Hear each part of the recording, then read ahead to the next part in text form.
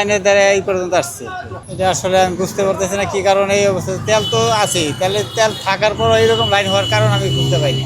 তেল যদি পাম্পে না থাকতো তাহলে লাইন দীর্ঘ লাইন থাকলে ছিল, লাইন হইতেছে, তারপরে এত লাইন হওয়ার কারণ কি? অন্য সময় তো এরকম লাইন হইতো না। আসলে মূল কারণ যেটা বুঝতে পারতেছি না কি কোনো আতঙ্ক তৈরি হয়েছে। যুদ্ধের কারণে আমাদের তেলের যে আতঙ্কটা ছিল এটা তো হরমুজ প্রণালী ছেড়ে দেওয়ার পরে আর ওই আতঙ্কটা থাকার কথা না। তো আমরা তো বেশিরভাগই অসচেতন মানুষ, এখনো মনে হয় ওইটাই ধরে রাখছি যে তেলের সংকট হবে, এই কারণে হয়তো সমস্যা।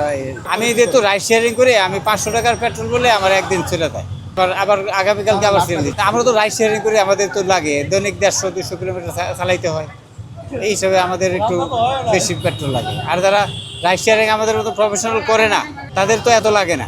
এখন তাদের প্রয়োজন, তারা তো লাইনে দাঁড়াইতেই হবে, অল্প নিলেও তো লাইনে দাঁড়াইতে হবে। সবচেয়ে কষ্টের বিষয় আমি আসছি সেই মাউটাইল থেকে, ওখানে কোনো পাম্পে তেল নাই, 8-10টা পাম্প ওই জায়গায়, কোনো পাম্পে তেল দেয় না। এখানে আসতে হয়েছে আমার তেলের জন্য। এই কষ্টটা কে ব্যাখ্যা করবো? কেন দিচ্ছে না? নাই বলতেছে, ডাইরেক্ট বলতেছে তারা নাই। আমার তো অন্য পাম্পে যাওয়া সম্ভবই না। আর কোথায় যাবো আমি? 2 ঘন্টার সময় তো এখানে বিয়ে করলাম, কারণ কর্ম না তেল নিমু সারাদিন পয়সা। তো সংকট নিতে পাম্প বন্ধ কেন? সরকার দেখুক এটাই অনুরোধ সরকারের কাছে। আর কোনো সরকারের কাছে কোনো অনুরোধ নাই। আমরা 2 লিটার করেই পাই, কোনো দুঃখ নেই আমাদের মনের ভিতরে।